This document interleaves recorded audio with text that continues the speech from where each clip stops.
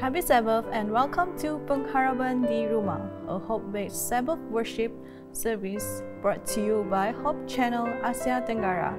We give thanks to the Lord for all His goodness and continue to praise His holy name.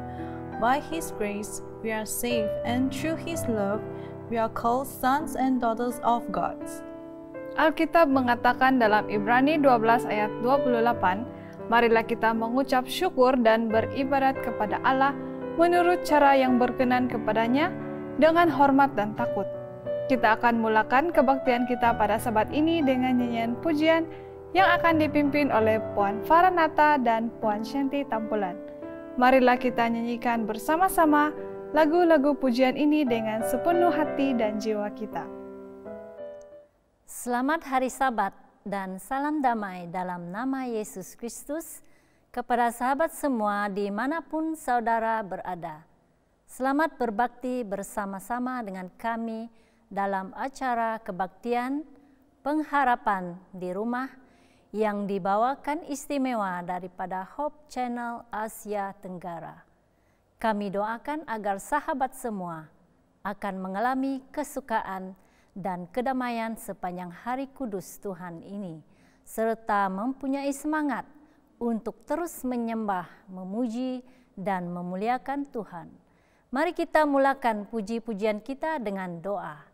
Mari kita berdoa. Bapa kami yang bertakhta di kerajaan surga, terima kasih karena kami telah diberkati sepanjang 6 hari yang lepas. Pada hari Sabat ini, kami mau memuji, memuliakan nama Tuhan melalui lagu puji-pujian yang akan dikongsikan kepada umat Tuhan di mana saja mereka berada. Kiranya lagu ini memberi semangat dan pengharapan kepada kita semua. Doa ini saya serahkan dalam nama Yesus Kristus yang menjadi juru selamat dan penebus kita semua. Amin.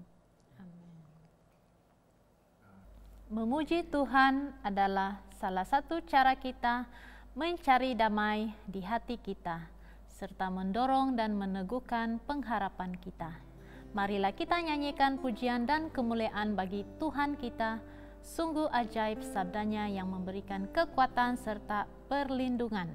Sabda Tuhan yang terindah, yang penuh kebenaran dan yang memberikan kita hidup kekal. LPMI 108, nyanyikan berulang-ulang. Nyanyikan berulang-ulang sabda hidup kekal yang sungguh elok dan terang, sabda hidup kekal, sabda yang terindah yang beriku percaya, sabda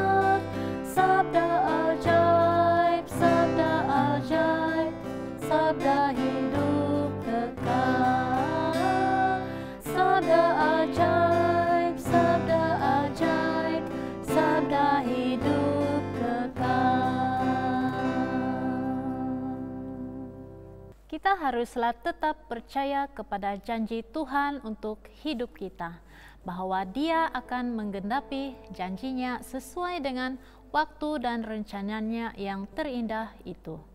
Kita cenderung menyerah kala setiap kali kita merasakan bahwa doa kita seakan-akan tidak dijawab oleh Tuhan.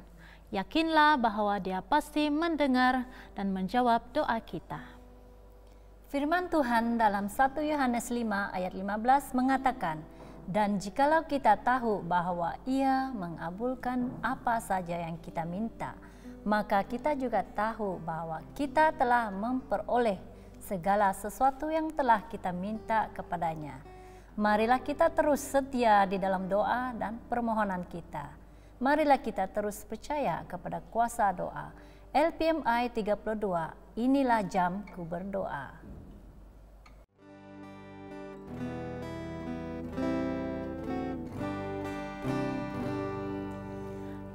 Inilah jamku berdoa, sungguh sedaplah rasanya, hampir kepada Bapa-Ku dan nyatakan kehendak-Ku. Jika datang kesusahan, jenis-jenis pencobaan, senanglah selalu jiwaku pada waktu ku berdoa.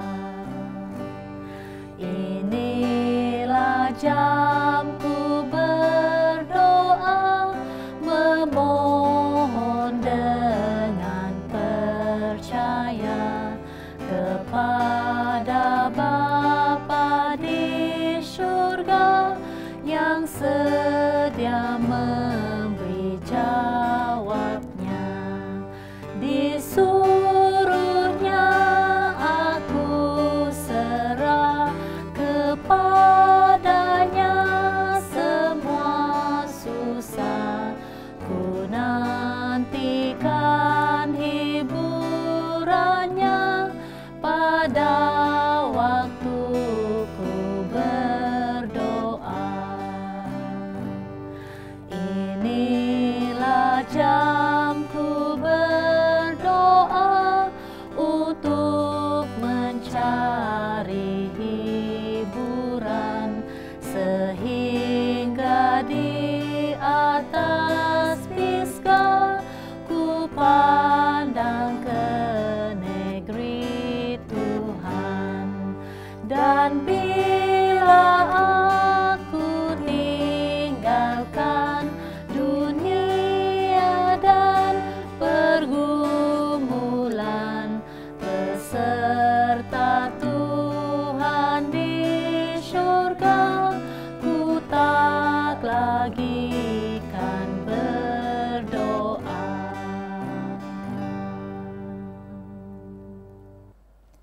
Kita berdoa dengan membuka hati kita kepada Tuhan seperti kepada seorang sahabat. Yesus bukan sahaja Tuhan yang kita sembah, tetapi Dia juga adalah sahabat setia kita. Sahabat yang merasai segala pergumulan dan kesusahan kita. Dan Dia telah berjanji untuk terus menyertai dan menopang hidup kita sehingga kepada akhir zaman. Yesus berkata dalam Yohanes 15 ayat 14, "Kamu adalah sahabatku jikalau kamu perbuat apa yang kuperintahkan kepadamu." Jika kita menuruti dan melakukan segala perintah Tuhan karena kasih dan rasa kesyukuran kita di atas segala kebaikan dan kelimpahan rahmat-Nya, oleh karena Dia telah pun menganggap kita sebagai sahabat yang dikasihinya. Marilah kita nyanyikan LPMI 65, "Padaku Ada Sahabat."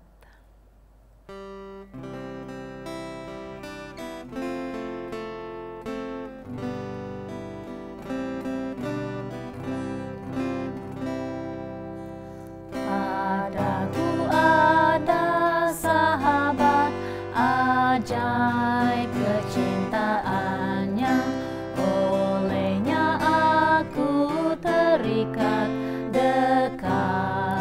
kepadanya.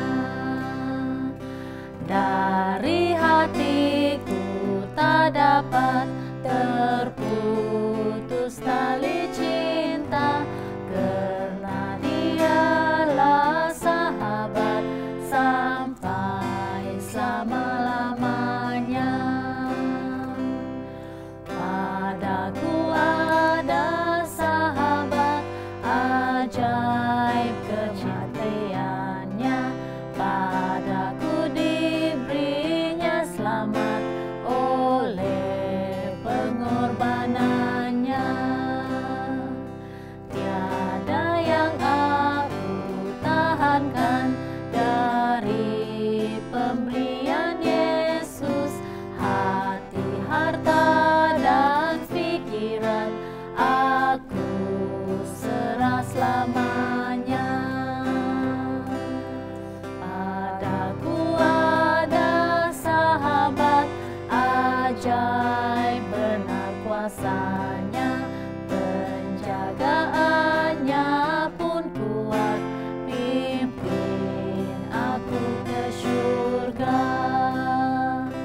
Keindahan surga pula yang menguatkan aku berjaga dan kerja, laku terima upahku. Padaku ada sahabat ajaib, manis budinya, hadiratnya tetap dekat pada hamba-hambanya. Apakah boleh ceraikan jiwaku dari Yesus? Neraka dan kematian tidak selama-lamanya.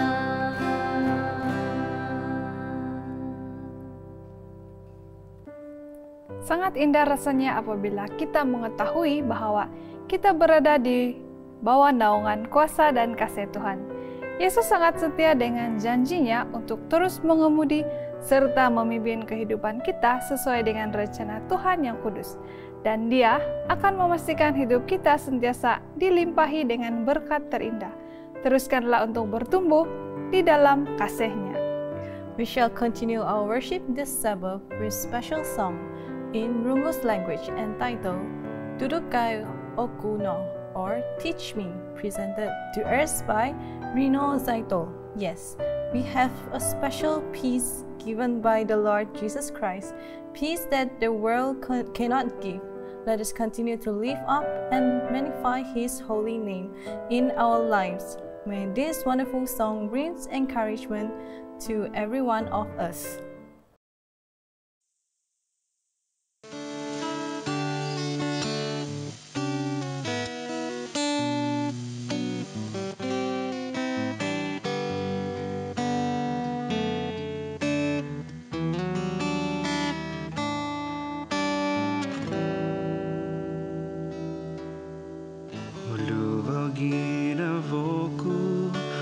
Ikaw ay munuro,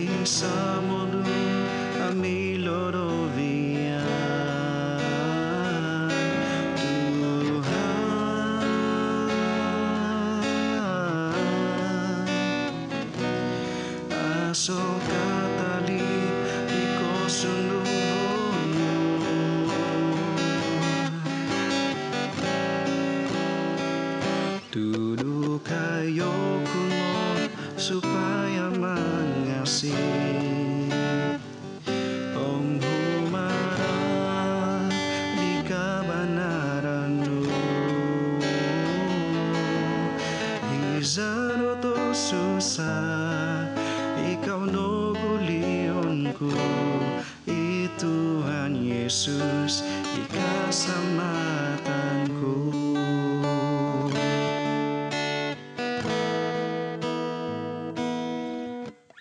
Tu bagian rohku, tu ikaw imululu, iralan ko po si zon pomoguna.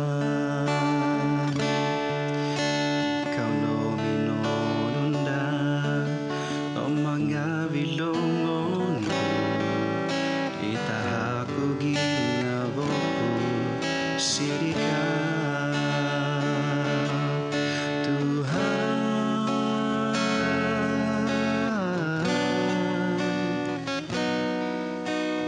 Sa mundo ang nilolovian,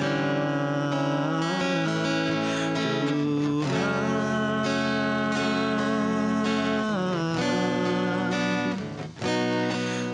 Aso katalim di ko sunubo,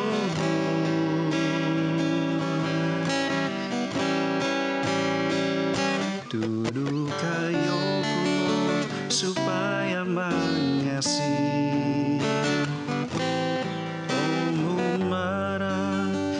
Kebenaranmu, pisar itu susah, ikaw no gulionku, Tuhan Yesus, keselamatanku. Pisar itu susah, ikaw no gulionku, Tuhan Yesus, keselamatanku.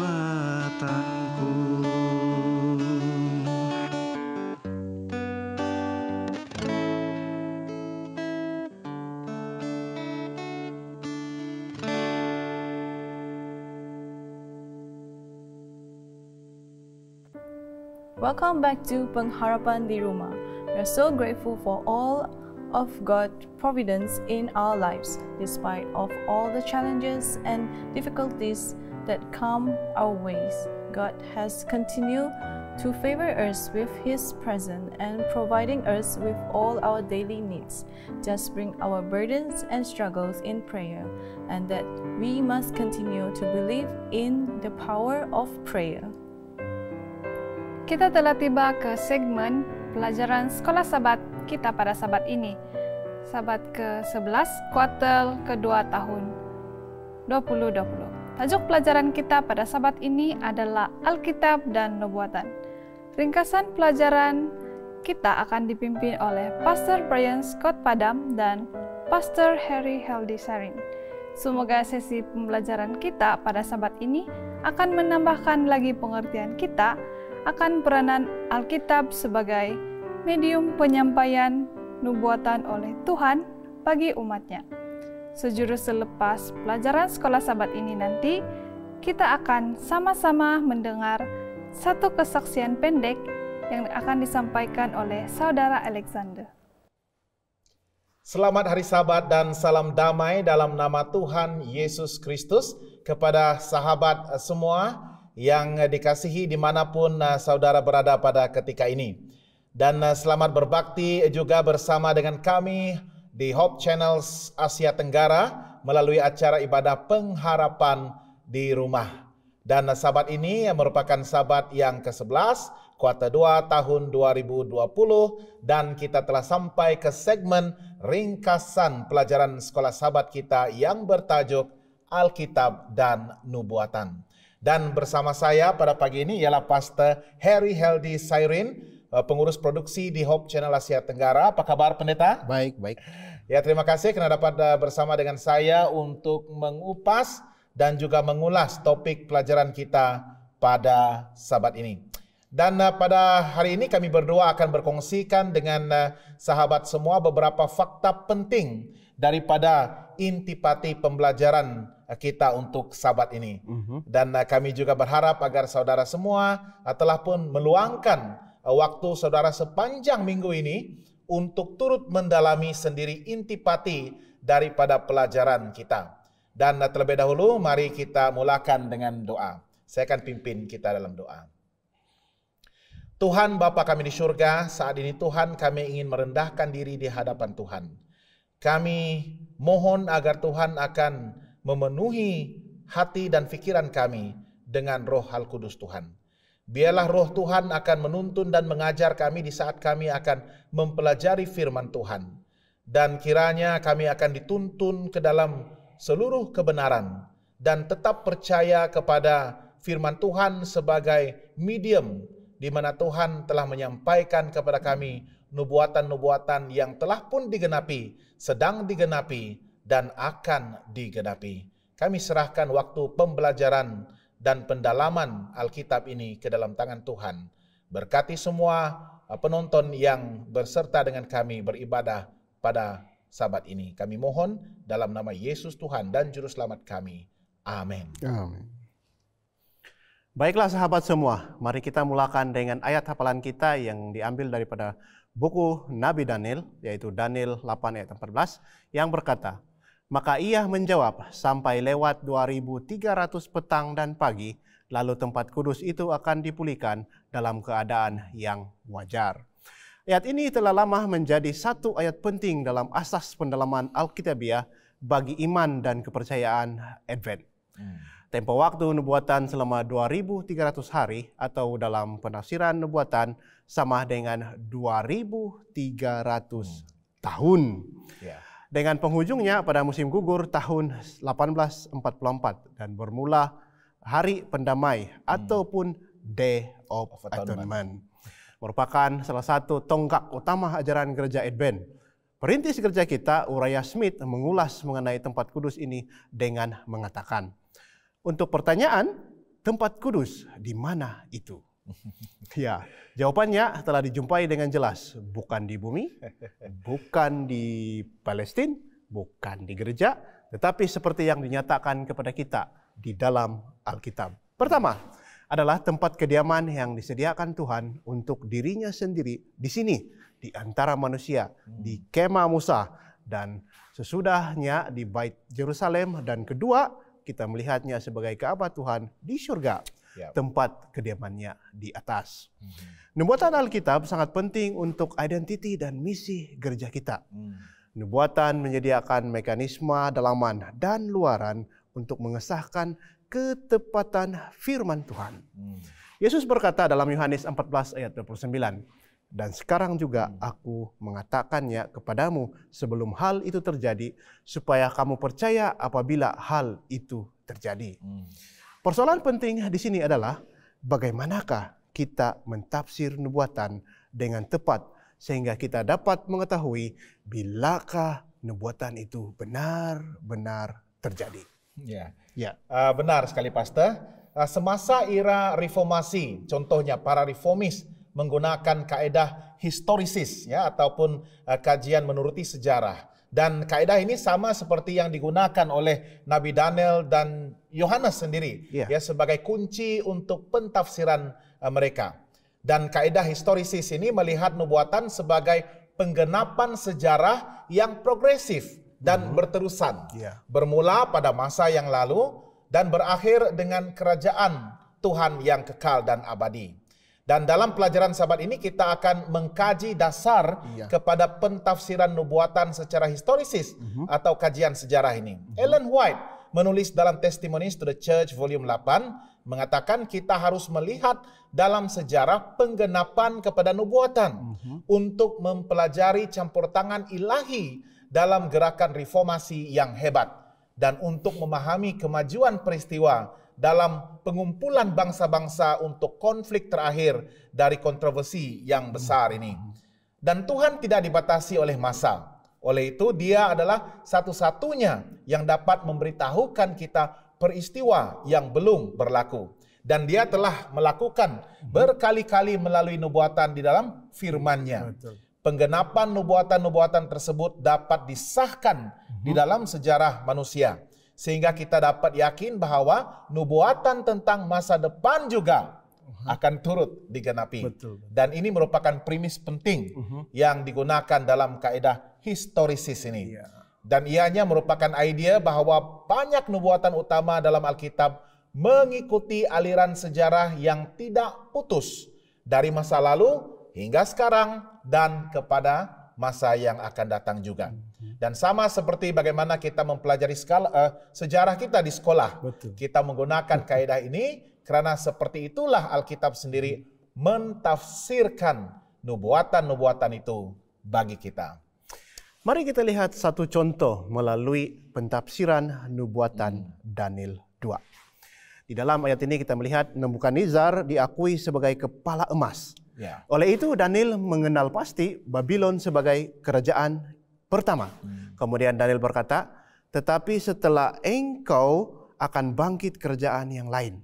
Kemudian yang lain, kerajaan yang ketiga, dan kemudian yang keempat.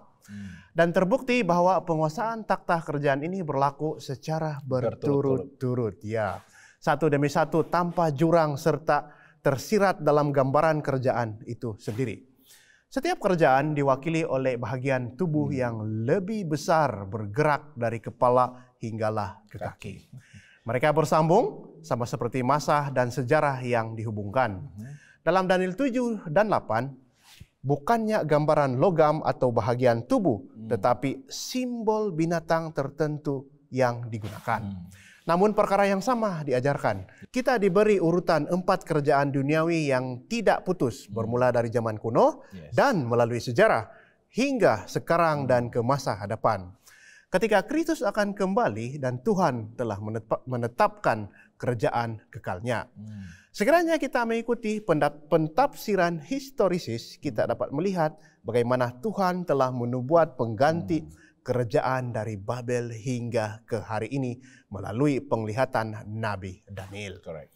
Dan kitab Wahyu memberikan lebih banyak perincian mengenai peristiwa dari Yohanes hingga akhir. Mari kita baca dalam Yesaya 46 ayat 10 yang memberitahukan dari mulanya hal yang kemudian dan dari zaman purbakala apa yang belum terlaksana, yang berkata, keputusanku akan sampai dan segala kehendakku akan kulaksanakan. Dan dalam ayat ini dengan jelas mengatakan bahwa Allah sendiri yang akan menyatakan kepada kita tafsiran nubuatan melalui firman-Nya. Dan cahaya pengetahuan itu akan lebih tampak dari masa ke semasa melalui ketekunan kita mempelajari dan mendalami firman-Nya. Dan kemudian dalam masa yang sama kita melihat kepada perkembangan dan fakta sejarah yang turut menyokong apa yang Alkitab telah nubuatkan. Namun, tidak semua yang mentafsirkan nubuatan menggunakan kaidah historisis ini. Ya. Ramai juga yang memilih untuk menggunakan kaidah-kaidah pentafsiran yang lain ketika mereka mempelajari buku-buku nubuatan seperti Daniel dan juga Wahyu. Seperti menggunakan kaidah preterism dan juga futurism. Secara ringkas, kaidah preterism menyatakan bahwa semua peristiwa nubuatan itu telah pun terjadi di masa lalu. Ya, berbeza dengan preterism, futurism pula menyatakan bahwa semua peristiwa nubuatan masih berlaku sebelum kedatangan yang kedua. Dan bagi kaidah historisis pula, secara ringkas kita memahami bahwa peristiwa-peristiwa nubuatan itu telah digenapi dalam sejarah, tetapi ia juga digenapi pada masa sekarang dan juga digenapi pada masa yang akan datang nanti. Iya, betul Pastor. Bagaimana pula dengan prinsip satu hari nubuatan sama dengan satu tahun? Yeskiel 4 ayat 6 mengatakan, aku menentukan bagimu satu hari untuk satu tahun. Prinsip hari tahun dapat ditemukan dalam Imamat 25 ayat 8 juga. Bilangan 13:34, Yeskiel 4 ayat 6 dan ayat-ayat yang lain. Idenya adalah bahwa hari-hari nubuatan setara dengan tahun-tahun sebenar sekiranya syarat berikut dipenuhi. Yang pertama, masa nubuatan mesti disebut dalam sesebuah petikan menggunakan unsur-unsur simbolik seperti binatang, tanduk, dan juga lain-lain. Dan yang kedua, peristiwa nubuatan itu mestilah sesuai dengan jangka masa yang lebih lama daripada hari sebenar. Contohnya, 1260 hari kekuasaan kepausan. Dan yang ketiga, ianya tidak disebut dengan cara biasa. Misalnya, setengah masa, petang dan pagi, dan juga bulan 30 hari. Bagaimana pula kita dapat mengenal pasti simbol-simbol dalam nubuatan? Sebagai contoh, tanduk kecil dalam Daniel 7 ayat 21. Dan aku melihat tanduk itu berperang melawan orang-orang kudus dan mengalahkan mereka. Daniel 7 menceritakan tentang pembahagian binatang keempat kepada 10 kerajaan. Sehingga munculnya tanduk-tanduk kecil yang memiliki ciri-ciri khusus. Pertama, 3 kerajaan jatuh di hadapannya. Kedua, ia berbicara menentang yang maha tinggi. Ketiga, ia menganiaya orang-orang kudus selama 1260 tahun. Dan yang keempat, ia berusaha mengubah masa dan hukum. Dan mengikut urutan sejarah, kita dapat mengenal pasti tanduk itu sebagai kekuatan politik dan agama yang berasal dari kerajaan Roma. Tetapi masih lagi Roma. Dalam Daniel 8, tanduk kecil itu adalah Roma yang menaklukkan wilayah baru dan berperang melawan orang-orang kudus. Pasal ini sama dengan tanduk kecil dalam bab 7.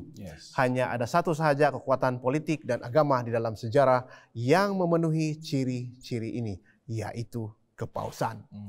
Kegiatannya bermula pada zaman kegelapan dan akan berterusan sehinggalah pada zaman akhir ini. Ya, benar juga Pastor ya. Dan garis besar nubuatan yang kita pelajari pada minggu ini telah mendapat sokongan yang luar biasa di kalangan ahli sejarah Protestan ya sejak ke zaman Reformasi lagi. Ya, tetapi hanya sehingga gerakan Millerite pada awal tahun 1800 barulah nubuatan 2300 hari dan penghakiman pra-advent ataupun penghakiman pemeriksaan investigative judgment telah dipertimbangkan dengan teliti dan dikaji secara serius.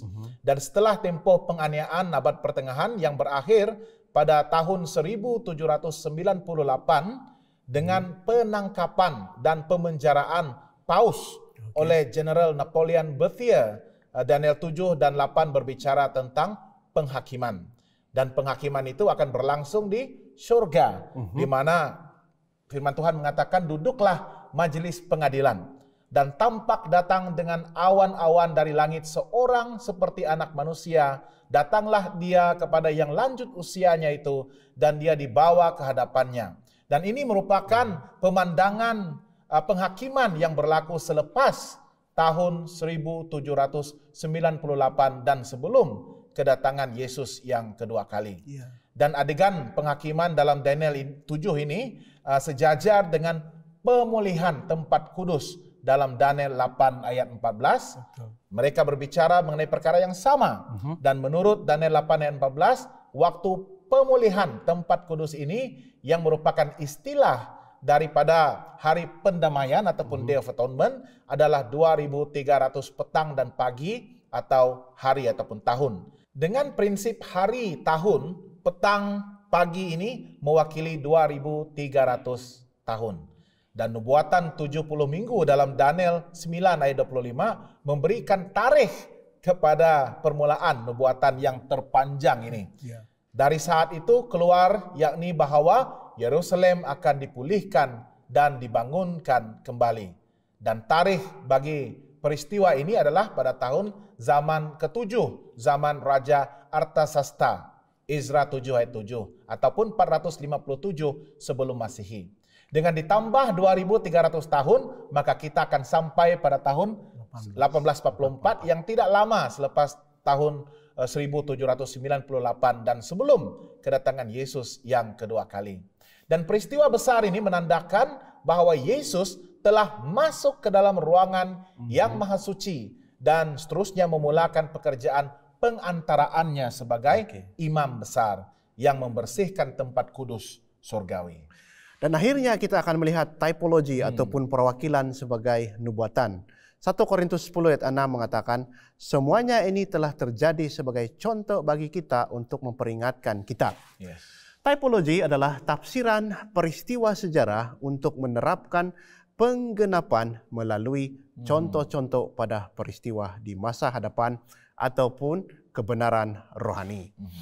Sebagai contoh, Yohanes Pembaptis memanggil Yesus anak domba Allah dalam Yohanes 1 ayat 36.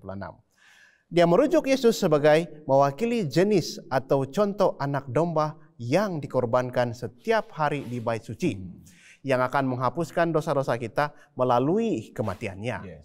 Dalam Yohanes 3 ayat 14, Yesus juga menggunakan simbol ular sebagai mewakili kematiannya. Injil Tuhan mengatakan, dan sama seperti Musa meninggikan ular di padang gurun, demikian juga anak manusia harus ditinggikan. Dan dalam Matius 12 ayat 40, dia menggunakan kisah Yunus sebagai simbol keberadaannya di dalam kuburan. Sebab seperti Yunus tinggal di dalam perut ikan 3 hari 3 malam, demikian juga anak manusia akan tinggal di dalam rahim bumi 3 hari 3 malam. Paulus juga menggunakan banyak contoh seperti ini untuk mengajar kebenaran rohani yang dapat diterapkan dalam kehidupan kita sehari-hari. Sebagai contoh, di dalam 1 Korintus 10 ayat 4, dia berkata, dan mereka semua minum minuman rohani yang sama, sebab mereka minum dari batu karang rohani yang mengikuti mereka. Dan batu karang itu ialah Kristus. Yes. Satu lagi contoh typologi yang baik adalah melalui konteks pembebasan bangsa Israel dari Mesir kuno dan bandingannya kepada pembebasan dosa yang dibawa oleh Yesus Kristus. Nabi Hosea berjanji dengan suku-suku Israel yang telah murtad dan meninggalkan Tuhan, bahwa Tuhan yang telah memeteraikan perjanjiannya dengan mereka akan sekali lagi menebus mereka kembali, sama seperti pembebasan dari Mesir, serta akan memperbaharui perjanjiannya dengan mereka. Dalam Hosea 2 ayat 14 mengatakan, sebab itu sesungguhnya aku ini akan membujuk dia dan membawa dia ke padang gurun dan berbicara menenangkan hatinya. Dan contoh typologi pembebasan Mesir dalam buku Keluaran ini mengajarkan beberapa prinsip yang sangat penting. Pertama, Tuhan adalah Tuhan yang memelihara perjanjiannya, yang tetap setia kepada janjinya. Yang kedua, pusat type ataupun jenis dan anti-type ini berpusat kepada perhubungan sejarah di dalam konteks sejarah penebusan umatnya. Dan yang ketiga, anti-type ataupun penggenapan contoh ini hanya akan terjadi sepenuhnya dalam konteks pembebasan mesianik Yesus Kristus kepada umat perjanjian Tuhan. Saya ingin menutup perbincangan kita dengan membacakan kutipan daripada tulisan Ruh Nubuat dalam Testimony to the Church volume 8, muka surat 252, yang berkata, kita hidup dalam bahagian penutup sejarah bumi ini. Nubuatan telah digenapi dengan cepat. Tempo pencobaan itu pantas berlalu. Kita tidak mempunyai masa lagi, tidak sesaat untuk dibajirkan. Biarlah amanat Kristus akan segera kembali bergema dengan kata-kata peringatan yang bersungguh-sungguh. Marilah kita meyakinkan laki dan wanita di mana saja untuk segera bertobat dan lari daripada murka yang akan datang. Iya, kita sudah berada di ambang penutupan sejarah dunia ini. Beberapa nubuatan akhir pasti akan digenapi dengan segera. Marilah kita menggunakan waktu-waktu kecemasan dan sisa yang ada ini untuk saling mendalami nubuatan akan peristiwa-peristiwa akhir zaman. Dan akuilah bahwa di kala ini segala sesuatu itu telah pun dibuktikan terjadi di hadapan mata kita sendiri. Satu persatu peristiwa itu telah menggoncangkan dunia kita sehingga ramai yang telah terkesan akibat daripada pengalaman-pengalaman yang sukar ini yang kita semua lalui dan hadapi pada waktu ini. Namun pada masa yang sama kita turut diperingatkan berkali-kali akan kedatangannya yang pasti segera terjadi. Kabarkanlah dengan lebih giat lagi akan kebenaran yang akan kita temui ini dan persiapkanlah semua bangsa-bangsa untuk menyambut kedatangan Sang Raja yang kita nantikan. Mari kita berdoa. Bapa kami yang berdalam kerajaan syurga, Tuhan, kami tunduk di hadirat-Mu dengan ucapan syukur dan terima kasih atas peluang untuk kami belajar lagi firman-Mu pada Sabat ini. Dan pada pagi ini kami begitu bersyukur dan terima kasih atas peringatan yang Engkau telah berikan kepada kami untuk berpegang teguh kepada janji yang Engkau telah berikan kepada kami di masa dahulu, bahwa Engkau akan datang segera untuk membawa kami pulang ke syurga. Tuhan, kami sudah penat dengan keadaan dunia yang tidak pasti. Kami tidak tahu apa yang akan terjadi kepada kami pada hari esok. Tetapi apa yang pasti di dalam kehidupan kami adalah Engkau adalah Tuhan kami yang mengetahui apa yang kami perlukan di dalam kehidupan kami, dan kami begitu pasti terhadap kedatangan-Mu yang kedua kali untuk membawa kami pulang ke surga Tuhan. Dan pada saat ini sementara kami meneruskan kebaktian kami, kiranya Engkau akan terus beserta dengan kami, agar kami akan sentiasa dapat merapatkan diri kami kepadamu, dan iman kami sentiasa dikuatkan sementara kami mempelajari firman-Mu Tuhan. Terima kasih Tuhan, karena Engkau akan terus beserta dengan kami, memberkati kami dengan berkat istimewa-Mu hari Sabat, karena kami serahkan semua ini dalam nama Yesus, Tuhan dan Juru Selamat kami semua. Amin. Sekian saja ringkasan dan kupasan pelajaran Sekolah Sahabat kita pada Sabat ini, dan semoga pendalaman dan juga perbincangan kita mengenai topik pada Sabat ini akan sekali lagi memberkati dan menambahkan pengetahuan kita semua. Terima kasih juga kepada Pastor Heri Sairin yang telah dapat dan sudi untuk bersama-sama dengan saya di dalam perbincangan pada kali ini. Dan sehingga kita bertemu kembali dalam program yang akan datang.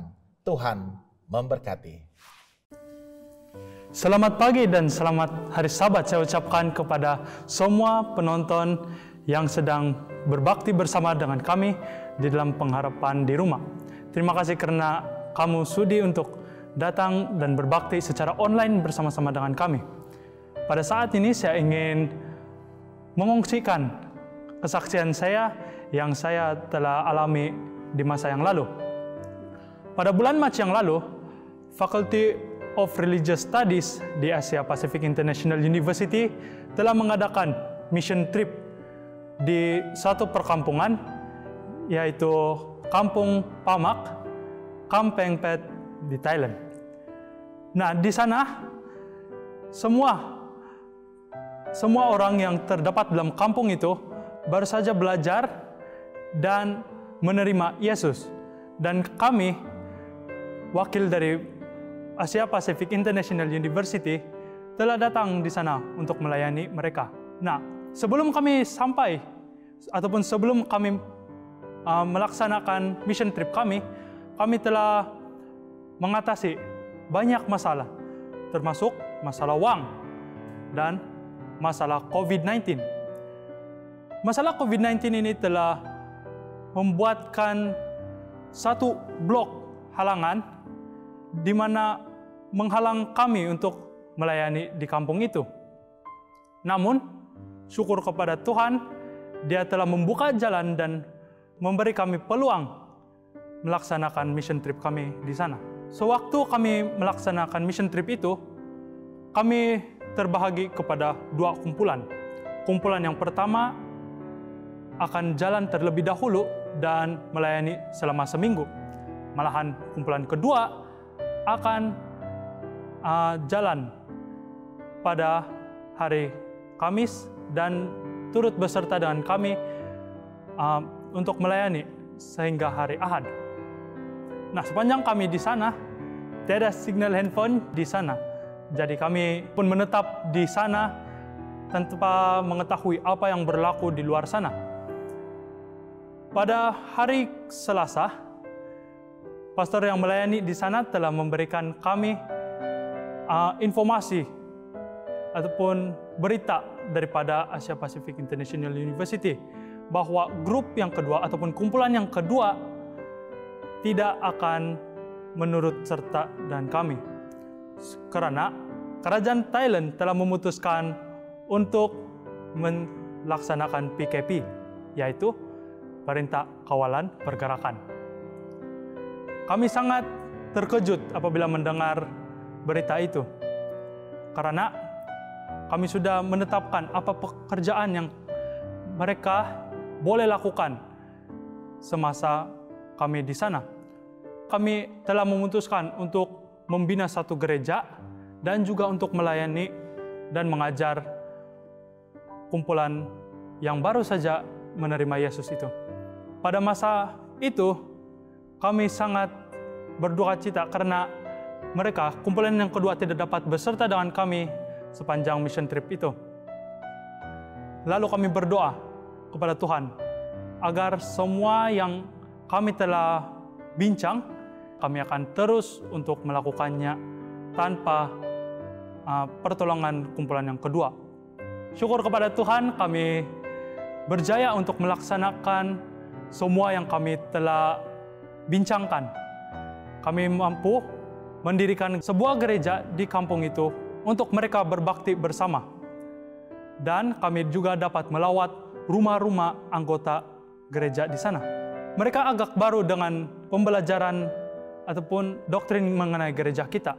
Jadi pelajar-pelajar dari Fakulti Religious Studies memberi renungan pagi dan petang mengenai berdoa. Karena itu yang mereka ingin untuk belajar bagaimana untuk berdoa kepada Tuhan. Dan syukur kami telah melaksanakan dan kami telah berjaya untuk memberikan dan mengungsikan kepada mereka bagaimana untuk berdoa kepada Tuhan yang kita sembah. Walaupun COVID-19 ini berada di luar sana, kami masih mampu untuk menjangkau mereka yang ingin mempelajari mengenai Tuhan. Apabila kita berdoa kepada Tuhan, Tuhan sentiasa akan menjawabnya dalam berbagai cara. Walaupun bukan cara yang kita jangkakan, tetapi Tuhan sentiasa ada jalan bagi kita bagaimana untuk menjangkau. Terima kasih, sampai di sini saja perkongsian saya.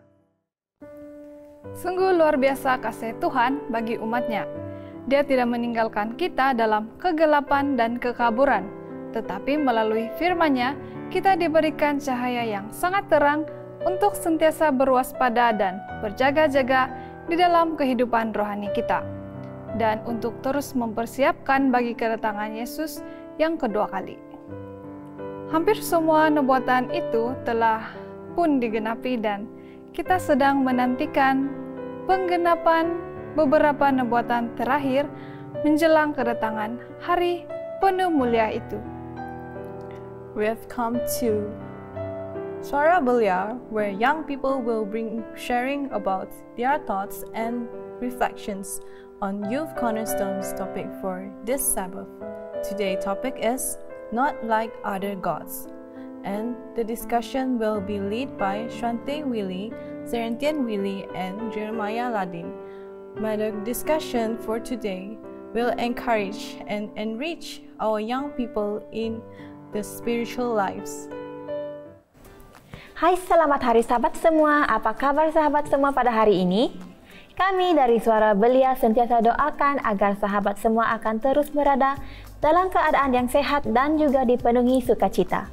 Terlebih lagi di hari kudus Tuhan ini, biarlah kita dapat melupakan segala penat lelah kita, segala beban dan kesusahan kita, dan teruskan fokus kita kepada istirahat yang penuh yang telah disediakan oleh Tuhan untuk setiap kita. Jadi marilah kita terus menyembah serta memuliakan namanya. Tahukah sahabat semua apakah hukum pertama dari ke-10 hukum yang diberikan oleh Tuhan kepada Musa di Gunung Sinai buat bangsa Israel? Jadi mari kita baca dalam Keluaran 20 ayat 3. Jangan ada padamu Allah lain di hadapanku. Ya, sesungguhnya bangsa Israel dan seluruh umat manusia diperingatkan terlebih dahulu bahwa hanya ada satu sahaja Allah yang harus disembah dan dimuliakan, dan tidak ada yang sepertinya. Apabila Musa bertanyakan Tuhan, siapakah namanya? Bagaimanakah dia harus menjawab jika Firaun bertanyakan, siapakah Allah yang telah mengutusnya untuk membebaskan bangsa Israel dari perhambaan Mesir? Allah menjawab Musa dengan begitu unik. Dalam Keluaran 3 ayat 13 hingga 14, Alkitab mengatakan, lalu Musa berkata kepada Allah, tetapi apabila aku mendapatkan orang Israel dan berkata kepada mereka, Allah nenek moyangmu telah mengutus aku kepadamu, dan mereka bertanya kepadaku, bagaimanakah tentang namanya? Apakah yang harus kujawab kepada mereka? Sesungguhnya firman Allah kepada manusia berkata, Aku adalah Aku. Lagi firman-Nya, beginilah kau katakan kepada orang Israel itu, Akulah Aku, telah mengutus aku kepadamu. Ya, nama Allah kita sembah begitu kudus. Akulah aku, the great I am, dan tiada sepertinya. Dan itulah tajuk pelajaran Youth Cornerstone kita bagi sahabat ini. Tidak seperti Allah lain. Bagaimanakah Allah kita berbeza dengan ilah-ilah lain yang ada di dunia ini? Mari kita teruskan dengan cerita dari Raja Hizkia. Dan cerita ini dapat didapati dalam 2 Tawarik 32 ayat 22. Berfirmanlah Tuhan mengatakan, demikianlah Tuhan menyelamatkan Hizkia dan penduduk Yerusalem dari tangan Sanherib, itu Raja Asyur, dan dari tangan semua musuhnya, dan ia mengaruniakan keamanan kepada mereka di segala penjuru. Allah yang kita sembah adalah Allah yang bertindak sesuai dengan janjinya untuk terus melindungi dan memelihara kesejahteraan umatnya jika mereka kekal setia berpegang teguh kepada iman untuk menyembah hanya Tuhan. Iman memerlukan 3 unsur penting, yaitu pengetahuan, keyakinan, dan tindakan jelas.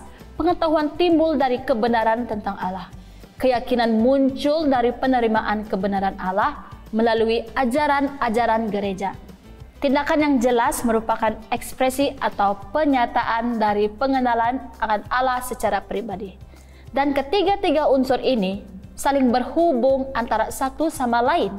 Jika kita mempunyai pengetahuan akan Allah yang datang daripada firman-Nya Allah dan diterjemahkan oleh ajaran-ajaran gereja, maka tindakan iman kita akan kelihatan jelas di dalam setiap permasalahan yang kita hadapi.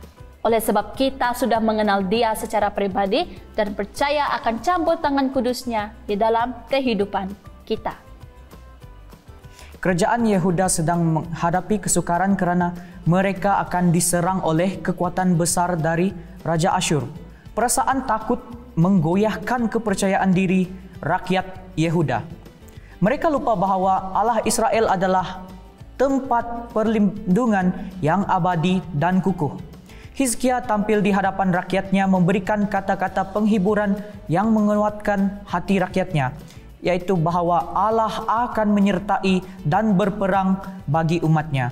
Dia juga menyadari bahawa iman memerlukan tindakan yang jelas.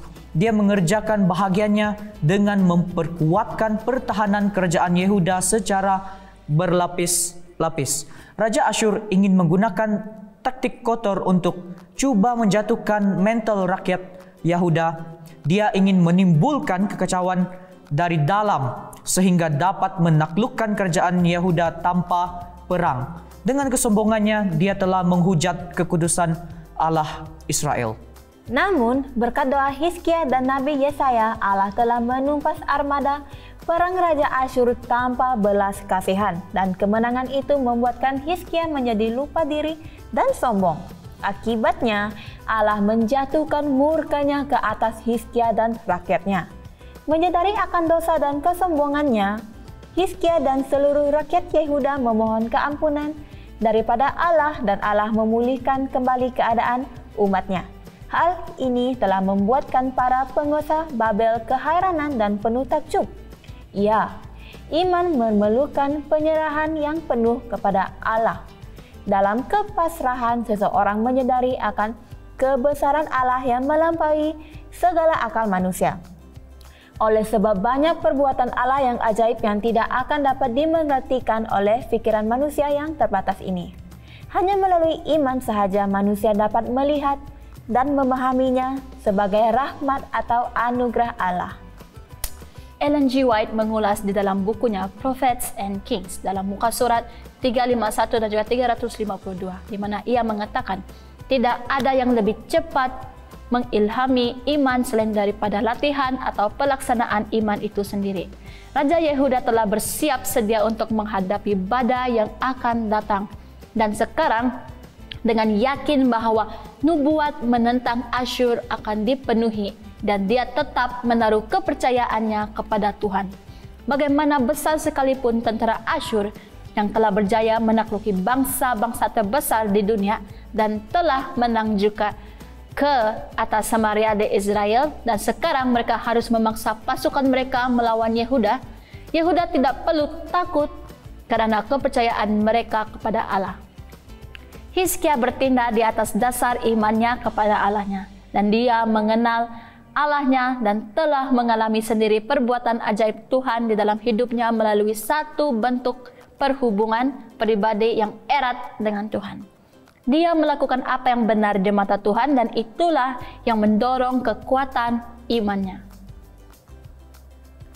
Bagaimanakah pengetahuan Anda tentang pengalaman-pengalaman di masa lalu? Melalui bimbingan serta perlindungan Tuhan yang telah Anda saksikan di dalam kehidupan Anda, telah dapat memberikan Anda harapan untuk berhadapan dengan masa depan. Ellen G. White menuliskan dalam Selected Messages, Volume 3, muka surat 162. Kita tidak perlu takut pada masa depan kecuali kita akan melupakan cara Tuhan memimpin kita dan pengajarannya dalam sejarah masa lalu kita. Ya, tidak apa yang perlu kita takuti karena kita telah mengalami sendiri perbuatan ajaib Tuhan di dalam kehidupan pada masa lalu. Dan ini seharusnya menjadi pengajaran serta peringatan yang besar kepada kita, bahwa Allah kita akan tetap setia berpegang kepada janjinya untuk melindungi kita pada masa lalu, pada masa kini, dan juga pada masa-masa yang akan datang. Dia tidak pernah berubah di dalam kasih setianya dan tetap sama selama-lamanya. Mari kita bacakan beberapa ayat yang akan mendorong kita untuk tetap percaya akan kesetiaan Tuhan terhadap umatnya. Dalam buku Mazmur 121 ayat 1 hingga 2 mengatakan, "Aku melayangkan mataku ke gunung-gunung, dari manakah akan datang pertolonganku? Pertolonganku ialah dari Tuhan yang menjadikan langit dan bumi." Yang kedua ialah dari Ulangan 3 ayat 22 yang mengatakan, "Janganlah takut kepada mereka sebab Tuhan Allahmu, dialah yang berperang untukmu." Dan dalam Roma 8 ayat 31 ia mengatakan, "Sebab itu, apakah yang akan kita katakan tentang semuanya itu? Jika Allah di pihak kita, siapakah yang akan melawan kita?" Puji Tuhan, betapa besar peperangan dan pergumulan kita tetap mempunyai jaminan yang luar biasa. Kita tidak akan dibiarkan berperang sendiri karena Allah berada di pihak kita. Dengan ungkapan yang luar biasa, Paulus berseru, "Jika Allah di pihak kita, siapakah yang akan melawan kita?" Dan inilah modal terbesar kita dalam mengharungi hidup di dunia dengan segala persoalannya. Dalam 1 Korintus 1 ayat 9, Paulus mengatakan, "Allah yang memanggil kamu kepada persekutuan dengan anaknya Yesus Kristus, Tuhan kita, adalah setia." Setiap orang percaya tidak boleh melupakan bahwa dia telah menerima panggilan untuk masuk ke dalam satu persekutuan dengan Yesus Kristus. Karena Allah setia pada janjinya, Alkitab menceritakan begitu banyak tokoh-tokoh yang mengimani Allah sampai akhir hayatnya. Mereka mengimaninya dengan setia karena mereka yakin bahwa janji-janji Tuhan akan digenapi baik kepada mereka maupun kepada anak cucunya. Mereka yakin bahwa janji Tuhan itu pasti walaupun belum dirasakan sekarang. Kesetiaan Tuhan sangat penting untuk kita pegang erat di dalam hidup yang tidak menentu dan selalu berubah.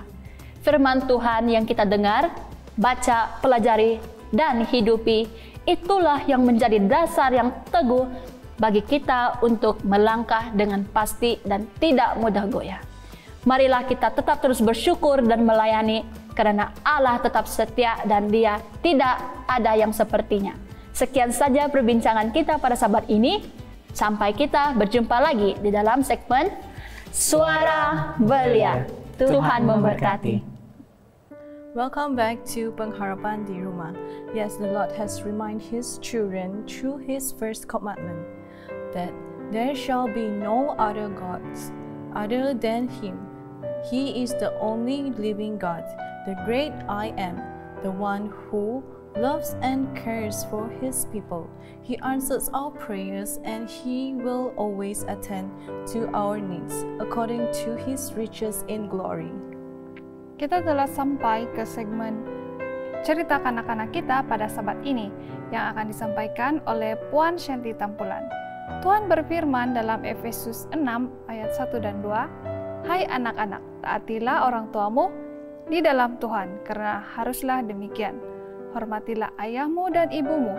Ini adalah satu perintah yang penting seperti yang nyata dari janji ini. Selepas cerita kanak-kanak ini nanti, Verenita Lite Padis dan Jerry Junior Wayne akan menyampaikan satu nyanyian istimewa bertajuk Dia Hanya Sejauh Doa. Selamat Hari Sabat. Mari kita nyanyikan satu lagu yang bertajuk Kasihnya Seperti Sungai.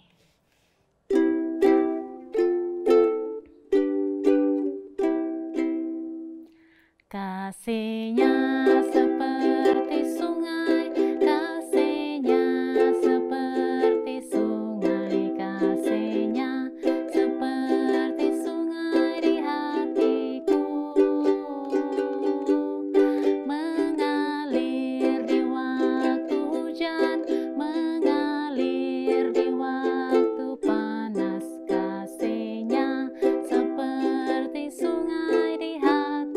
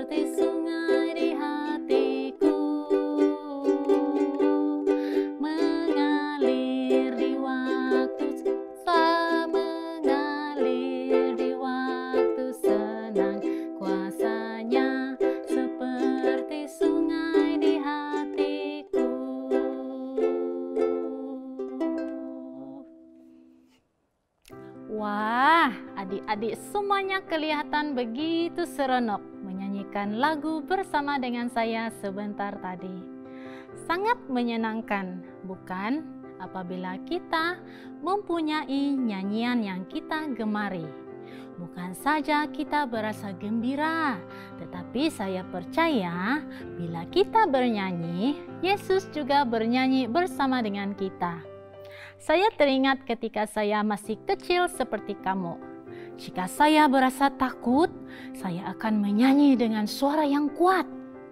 Cukup berkesan untuk saya karena saya benar-benar merasakan kehadiran Tuhan di sisi saya pada ketika itu. Di dalam Alkitab, cerita mengenai Daud melawan Goliat adalah salah satu cerita yang cukup digemari dan terkenal. Cerita mengenai Daud dan Goliat ini menggambarkan mengenai kekuatan, keberanian, iman dan percaya. Tetapi cerita ini juga memberikan kita satu gambaran bahwa ukuran tubuh tidaklah begitu penting jika kita memiliki Tuhan di dalam hidup kita. Tetapi dalam dunia binatang itu menjadi penting. Contohnya seekor singa melawan seekor serigala. Siapa yang akan menang? Sudah tentu singa, bukan? Karena singa lebih kuat dan besar jika dibandingkan dengan seekor serigala. Selalunya kita akan percaya kepada fakta bahwa yang lebih besar dan berat selalunya akan menjadi menang. Tetapi seperti cerita Daud melawan Goliat, Daudlah pemenangnya walaupun tubuhnya begitu kecil jika dibandingkan dengan Goliat. Ada sepasang suami dan istri yang bernama John dan Mary. Mereka merancang untuk pergi bercuti di satu kawasan pergunungan yang disebut Gunung Adirondack yang terletak di New York bersama dengan anak perempuan mereka, Jenny yang berumur 2 tahun. Mereka membawa bersama kucing mereka yang diberi nama Jasper. Jika kamu membaca fakta mengenai kucing, mereka bukanlah teman yang sesuai untuk satu perjalanan yang panjang dan jauh. John dan Mary merasa sedikit risau kalau kucing mereka itu berasa tidak tenang. Tetapi Jasper kelihatan begitu tenang dan menjadi teman yang baik untuk anak perempuan mereka. Dia juga kelihatan begitu senang melihat-lihat sekeliling rumah penginapan mereka. Dia gemar mengejar serangga-serangga kecil yang dia temui. Pada hari keempat percutian mereka, sementara John dan Mary membaca dan bersantai di kerusi hadapan rumah mereka, anak mereka Jenny sedang bermain dengan bunga liar tidak jauh daripada mereka. Tiba-tiba tanpa sebarang tanda dan bunyi amaran, datang seekor beruang besar yang berwarna hitam, berjalan terhuyung-hayang di halaman mereka. Dengan pantas, beruang itu menangkap anak perempuan mereka, dan mulutnya yang besar dan bergigi tajam itu mulai menggoncang-goncangkan tubuh anak mereka. Pada saat itulah kucing mereka datang. Dia melompat ke atas kepala beruang besar tadi dan mencakar mata beruang itu. Beruang itu terkejut dan menjatuhkan tubuh Jenny ke tanah tanpa terluka, dan kemudian berjalan terhuyung-hayang mengejar kucing mereka tadi yang berlari ke arah hutan. John dan Mary tidak sempat melakukan apa-apa. Segalanya terjadi begitu cepat. 2 jam kemudian, kamu rasa apa yang terjadi kepada kucing mereka? Kucing mereka pulang dengan kemenangan. Dia kembali tanpa sebarang kecederaan. Pernahkah kamu merasa takut? Kamu sebenarnya tidak bersendirian. Jika kamu coba bertanya kepada mereka yang sudah dewasa, kamu mungkin akan berasa terkejut mendengar jawaban mereka. Kamu akan mendapati mereka pun pernah berasa takut dalam satu masa tertentu. Dalam Yosua 1 ayat 9, Tuhan mengatakan, "Bukankah telah kuperintahkan kepadamu, kuatkan dan teguhkanlah hatimu. Janganlah kecut dan tawar hati, sebab Tuhan Allahmu menyertai engkau kemanapun engkau pergi." Jadi, jika adik-adik semua berasa takut, ingatlah ayat ini. Nyanyikan satu lagu yang mengangkat semangat dan keberanian kamu, karena Tuhan akan selalu menyertai dan memegang tangan kamu kemanapun kamu pergi. Mari kita berdoa. Tuhan di surga, terima kasih Engkau sudah memberkati kami semua, terlebih anak-anak kami yang mendengar cerita pada pagi ini. Terima kasih Tuhan, walaupun kadangkala kami mengalami ketakutan, tetapi kami mengingati janji-Mu untuk selalu menyertai kami, berada bersama dengan kami kemanapun kami pergi. Terima kasih untuk janji-Mu yang indah ini untuk kami. Di dalam nama Tuhan Yesus kami berdoa. Amin. Tamatlah sudah cerita kita pada hari ini. Jangan lupa untuk belajar sekolah sahabat kamu dan juga Alkitab kamu di rumah. Jangan lupa mempelajari dan menulis sesuatu di dalam buku jurnal kamu. Tuliskan satu janji kamu kepada Tuhan. Tuliskan juga permohonan doa untuk cerita pada hari ini. Kita berjumpa lagi pada Sabat hadapan.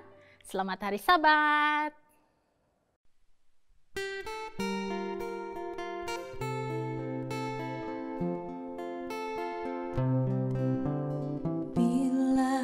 Rasa gelisah di hatimu, bila kelang kabut tak menentu hidupmu, ingat masih ada seorang penolong bagimu. Yesus tak pernah jauh darimu. Bila cobaan menggodai hatimu, bila sengsara menimpa keadaanmu, ingat Yesus takkan pernah jauh darimu. Dia selalu pedulikan kamu. Berseru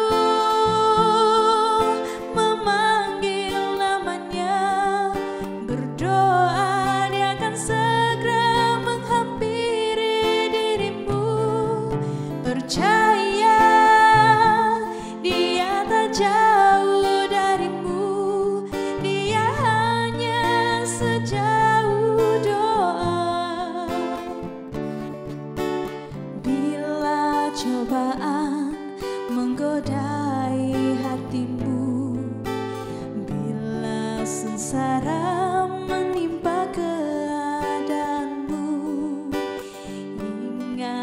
Yesus takkan pernah jauh darimu. Dia selalu pedulikan kamu. Berseru memanggil namanya, berdoa dia akan segera menghampiri diriku. Percaya dia tak jauh darimu, dia hanya sejauh doa. Berseru memanggil namanya, berdoa dia akan segera menghampiri dirimu.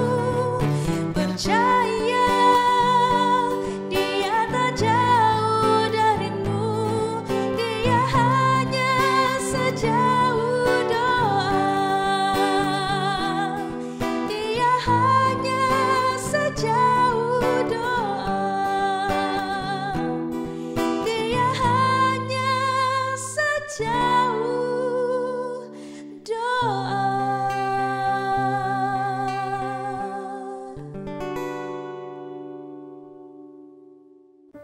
Para sahabat, ini kita akan sekali lagi mengumpulkan persembahan dan persepuluhan kita. Segala pemberian ini akan disalurkan ke gereja dan mission masing-masing untuk terus mendukung pekerjaan Tuhan untuk menjangkau jiwa serta mempersiapkan umatnya bagi kedatangannya yang kedua kali. As the offering will be collected, we shall be favored with another special music presented to us by Suara Sabah AIU with their song entitled Yesus No Sondihon. The offering prayer will be led by Swante Willy. We thank you very much for your faithfulness and support to the gospel ministry.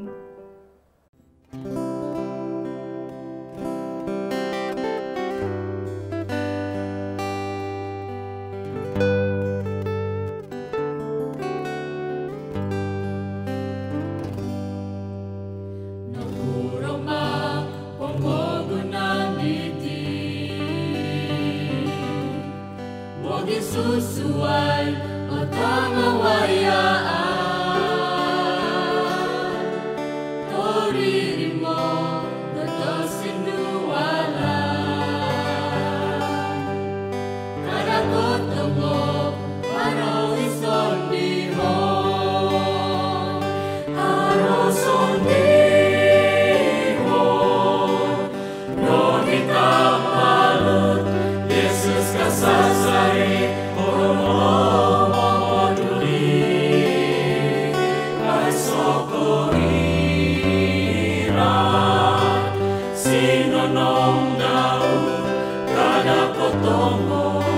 Yesus no sondihon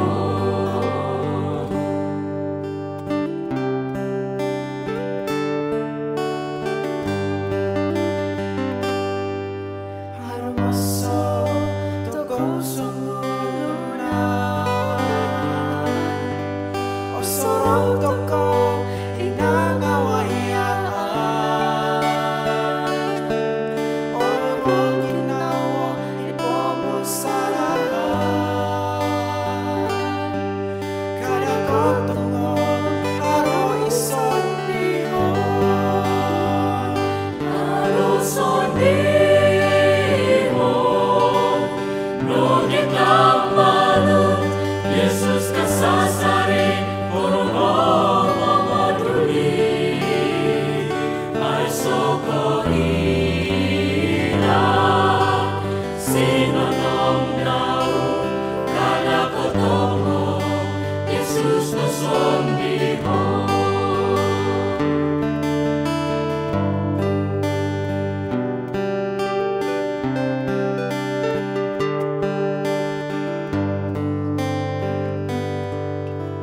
Mengapakah dengan dunia ini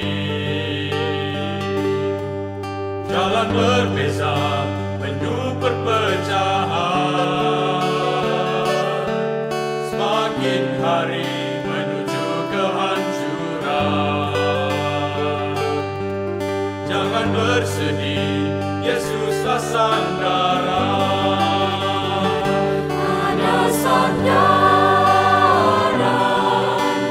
dan juga teman, Yesus sentiasa mendengar dan peduli. Kebaikannya tiada bandingan, jangan bersedih, sandar pada Yesus. Ada masa kita kesorangan, perjalanan hidup yang dialami. Ku berduka saat ku mengenang. Jangan bersedih, Yesuslah sandaran. Ada sandaran dan juga teman, Yesus sentiasa mendengar dan peduli.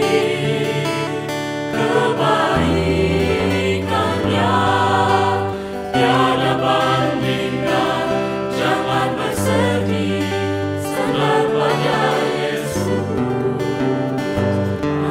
Sondimo, no kita malu, Yesus kasasare, kuromo moduli.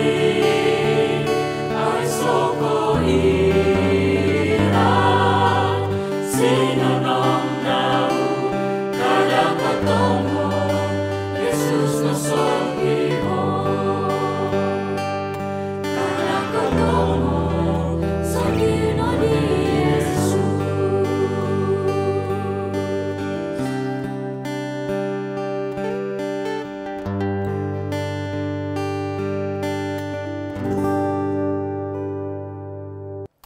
Terima kasih saudara dan saudari yang berada di rumah karena kesetiaan Anda untuk tetap terus memulangkan kembali persepuluhan dan juga persembahan. Marilah kita berdoa kepada Tuhan atas berkat yang telah Dia berikan kepada kita. Mari kita berdoa. Allah Bapa kami di kerajaan surga, terpujilah nama-Mu ya Bapa Tuhan yang kami sembah siang dan malam. Tuhan yang maha peduli, maha mengerti dan maha pengasih dan penyayang. Engkau juga yang maha memberi setiap keperluan kami ya Bapa. Dan pada saat ini kami sangat bersyukur karena Engkau tetap terus setia kepada kami juga Bapa, karena Engkau memberikan kami berkat-berkat dalam sepanjang tempoh PKP ini ya Bapa, di mana Engkau juga menyediakan setiap keperluan kami. Walaupun keadaan sangat sukar buat kami, tetapi kami juga dapat lagi merasakan berkat daripada-Mu ya Bapa. Biarlah Engkau menerima perpuluhan dan persembahan kami ini, dan ini juga dapat membantu untuk mengerjakan misi-misi yang di luar sana, hingga nama-Mu juga dikenali oleh umat-umat yang berada di luar. Gitu juga kepada mereka yang belum lagi mengenal-Mu ya Bapa. Dan biarlah persepuluhan kami dan persembahan kami juga dapat menjangkau juga jiwa-jiwa yang berada di luar sana. Terima kasih ya Bapa atas berkat ini, dan biarlah Engkau tetap terus bersama dengan kami, dan biarlah kami juga tetap terus setia kepada-Mu ya Bapa. Kami menyerahkan doa ini dalam nama anak-Mu Yesus yang menjadi juru selamat kami. Amin. Dear friends, our body is the temple of the Holy Spirit. It is to be kept holy unto Him and offers as living sacrifice, holy and acceptable for Him. We need to be spiritually nourished daily and be fed by the Word of God for all spiritual strength and energies. We also need to be connected daily with Him through our prayers. Baiklah, kita telah tiba ke segmen Mimbar Pengharapan, dan firman Tuhan pada sabat ini akan dihidangkan oleh Saudara Golden Bedah, pentadbir di Adventist International Mission School, Korat, Thailand. Tajuk khotbah yang akan disampaikan adalah Riadah Rohani. Semoga firman Tuhan yang disampaikan ini akan memberkati semua kita. Sejurus selepas khotbah ini nanti, Pastor Brian Scott Padam akan memimpin kita di dalam doa permohonan. Selamat hari Sabat, salam pertemuan untuk semua.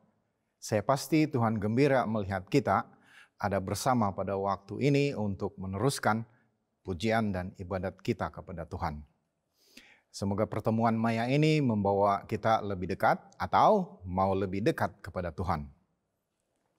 Kita sedang hidup dalam era yang mementingkan kesehatan. Kenyataan seperti ini tersirat di sebalik kesetiaan kita tinggal di rumah semasa perintah berkurung atau deklarasi darurat, MCOK, PKP, PKPP, PKPB, atau apa saja istilah yang digunakan oleh kerajaan di mana Anda bermastautin. Memang kita pentingkan kesehatan. Lihat saja kita mempraktikkan kebiasaan baru, pakai mask, sapu sanitizer, cuci tangan, tulis nomor telepon, ataupun imbas kode QR. Ini membuktikan bahwa kita mengutamakan kesehatan. Ada juga petunjuk lain bahwa masyarakat meletakkan kesehatan di carta teratas. Kalau bukan setiap orang pun, sekurang-kurangnya jelas ada penggiatnya.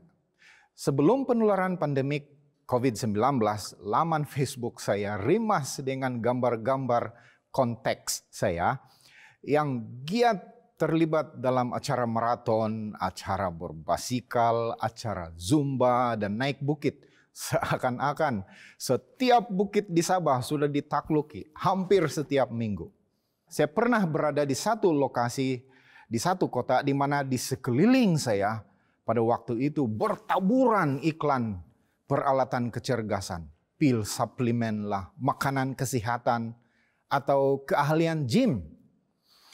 Semakin ramai orang tergila-gila dengan penjagaan tubuh. Ini adalah aspirasi yang baik. 1 atau 2 generasi yang lalu, orang tidak terfikir pun bersenam. Kenapa? Sebab mereka tidak perlu. Pada waktu itu mereka berladang, jalan kaki ke ladang, tebang pokok pakai parang, potong rumput pakai parang juga atau pakai rimbas. Malahan kadangkala bukan potong rumput lagi istilahnya, tapi cabut rumput. Semuanya dibuat dengan kaki, dengan tangan. Kepada generasi milenial atau Z, naratif ini naratif purbakala. Sekarang kita pergi kerja naik kereta, ke gereja naik kereta, walaupun jarak dari rumah dan ke gereja hampir pelempar batu saja. Dulu tiada air pipe di rumah, bila hendak mandi, kami pergi ke sungai. Bila perlu air di rumah, angkat air dari sungai atau dari pancuran bambu dekat dengan mata air. Lumayan latihan jasmani. Sekarang buah-buahan kita ada dalam peti sejuk. Tapi dahulu kena naik pokok dulu, baru dapat makan tarap. Dulu tandas di luar rumah. Kalau waktu malam, puas ya lari dari tandas. Bila masuk ke rumah, takut. Sekarang tandas di tepi katil. Hilang semua latihan jasmani. Majalah terselah Time pada tahun 2016 menerbitkan satu artikel penyelidikan bertajuk 7 Surprising Benefits of Exercise. Di situ, majalah ini mengistiharkan bahwa latihan jasmani sama bisa dengan obat. Malahan, Direktur Makmal di Pusat Penyelidikan Biomedik Pennington di Louisiana berkata, tidak ada satu pun pil, artinya obat, yang dekat setara dengan bisa latihan jasmani. Kalau ada pun, ia pasti terlalu mahal. Antara kebaikan latihan jasmani atau senaman yang disenaraikan adalah senaman adalah baik untuk minda kita yang mengurangkan kemurungan dan meningkatkan daya ingat kita. Kedua, kita lebih gembira dan lebih banyak rembesan serotonin atau norepinephrine, endorphins dan dopamin, bahan-bahan asas yang bertanggung jawab mengurangkan rasa sakit, melegakan stres, dan menceriakan. Seterusnya, latihan jasmani berkemampuan menjadikan usia kita lebih panjang sehingga 5 tahun. 5 tahun. Lagi, latihan jasmani membuatkan kulit kita kelihatan lebih baik sebab ia mengoptimumkan peredaran darah. Latihan jasmani juga membantu kita lebih cepat pulih daripada penyakit-penyakit utama. Mengikut fakta penyelidikan, senaman 10 menit menghasilkan kesan yang sama dengan senaman 50 menit. Sebab ia mengoptimumkan fungsi jantung dan kawalan gula dalam darah kita. Dalam 1 Timotius 4 ayat 8, Rasul Paulus mengingatkan kita bahwa walaupun kesehatan fisikal kita penting, kecergasan rohani lebih penting. Kita tidak mau mengabaikan badan kita. Tetapi lebih dari itu, kita tidak boleh mengabaikan kerohanian kita. Kita mesti sihat untuk jantung kita, tetapi kita perlu lebih sihat untuk hati kita. Dari hati kita, kita membuat pilihan untuk menyembah Tuhan kita. Kecergasan rohani penting, malah lebih penting berbanding bertahun-tahun sebelum ini. Sebab mengikut Alkitab, suatu hari nanti penganiayaan akan muncul bagi orang-orang Kristen. Malahan pada waktu ini kita harus sadar bahwa hidup adalah peperangan, bukan sekadar pertempuran. Hidup ialah satu liga, bukan satu perlawanan sahaja, bukan pun sekadar perlawanan timbal balik. Ia adalah satu mega maraton. Setiap hari kamu dan saya bertubi-tubi digoda setan dalam pelbagai cara. Pada waktu ini kita lebih kerap jatuh akibat godaan, bukan penganiayaan. Kita perlu kecergasan rohani sebab perjalanan hidup ini memerlukan kekuatan dan daya tahan. Kecergasan kita bergantung kepada latihan kita. Di penghujung nanti, setiap kita mau bermegah seperti Rasul Paulus. Aku telah berusaha dengan bersungguh-sungguh dalam peperangan iman. Aku telah menyempurnakan usahaku. Aku telah memelihara iman. Kita semua tahu bagaimana kita boleh menjadi sehat secara fisikal. Kita semua tahu bagaimana membuat badan kita kuat. Kecergasan fisikal kita perlu dua hal, diet dan senaman. Kecergasan dan kekuatan rohani kita juga memerlukan dua unsur serupa, makanan dan diet rohani. Kita adalah firman Tuhan. Ini bermaksud segala bahan tulis, audio, dan video yang tidak bertentangan dengan firman Tuhan. Ingat, kecergasan rohani tidak akan berlaku tanpa pemakanan yang betul. Pemakanan rohani mengukuhkan kita, otot kita, yaitu kebolehan untuk memilih. Makanan rohani juga mencegah keinginan-keinginan yang mampu menetralkan semua latihan rohani kita. Walaupun kita dapat melakukan semua latihan yang kita inginkan, tetapi gagal memberi jiwa kita makanan yang mereka perlukan, kita tidak akan dapat benar-benar mencapai puncak kecergasan rohani kita. Matius 4 ayat 4 berbunyi, manusia hidup bukan dari roti saja, tapi dari setiap firman yang keluar dari mulut Allah. Yohanes 6 ayat 27, bekerjalah bukan untuk makanan yang dapat binasa, melainkan untuk makanan yang bertahan sampai hidup yang kekal, yang akan diberikan anak manusia kepadamu. Yohanes 6 ayat 35, akulah roti hidup.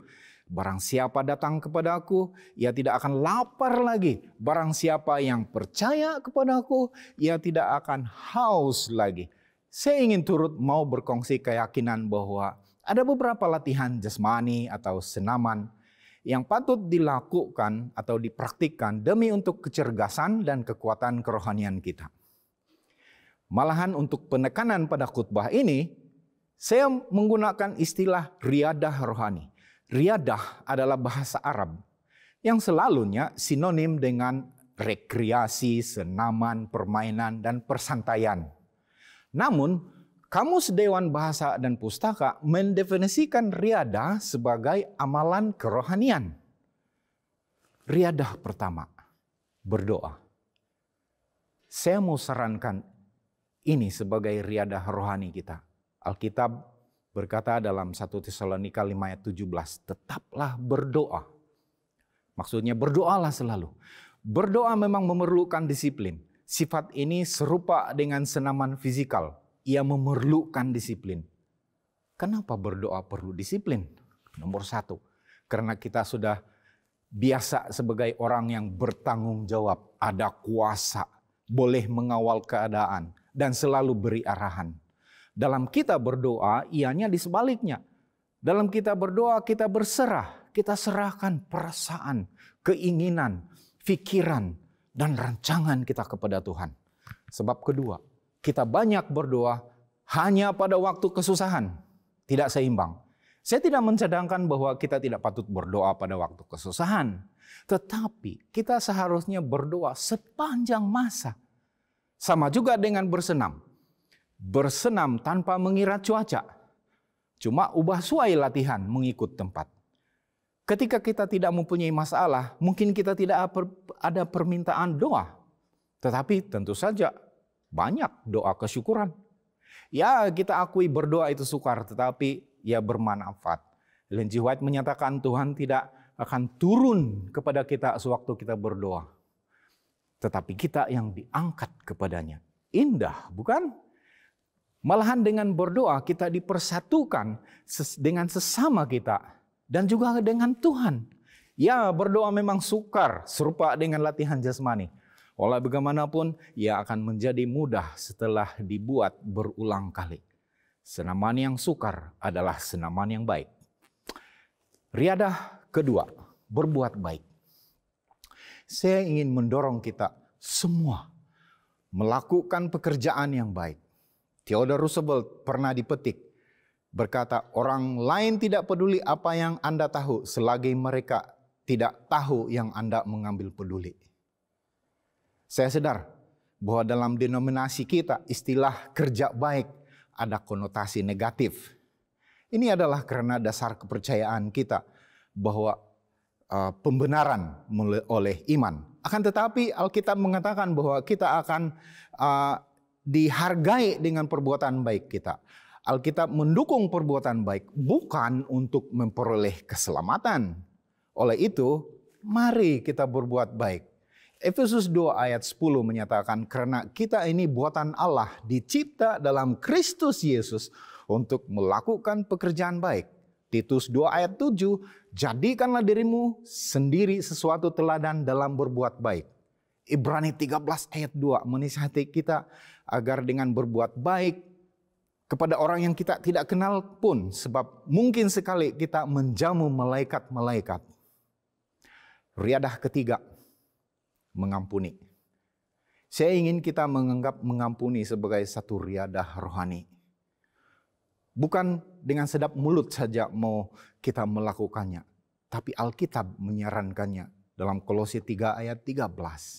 Sabarlah kamu seorang terhadap yang lain dan ampunilah seorang akan yang lain apabila seorang menaruh dendam terhadap orang lain.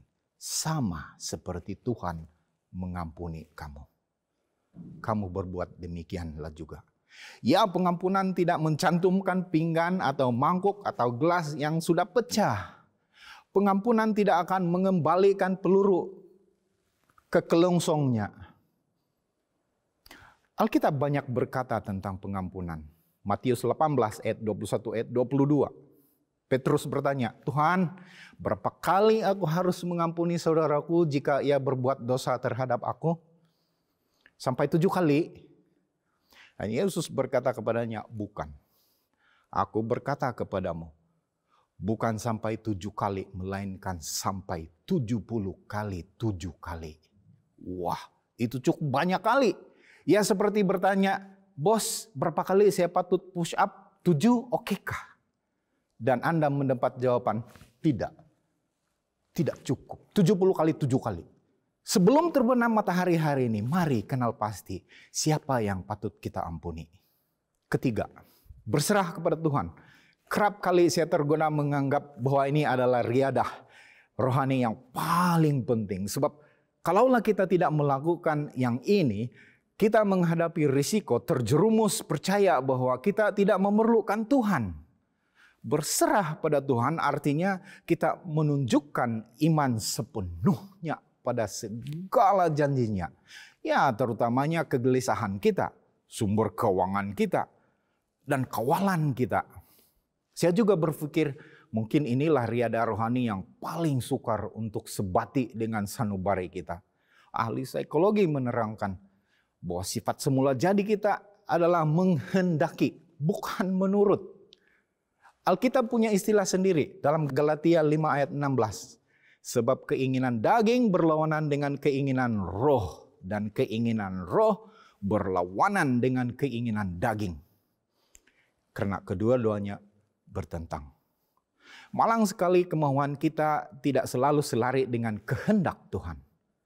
Paulus dalam buku Roma 7 ayat 15 mengaku, karena bukan apa yang aku kehendaki yang aku perbuat, tetapi yang aku benci, itulah yang aku perbuat. Yohanes 3 ayat 16, karena begitu besar kasih Allah akan dunia ini, sehingga ia telah mengurniakan anaknya yang tunggal, supaya setiap orang yang percaya kepadanya tidak akan binasa, melainkan beroleh hidup yang kekal.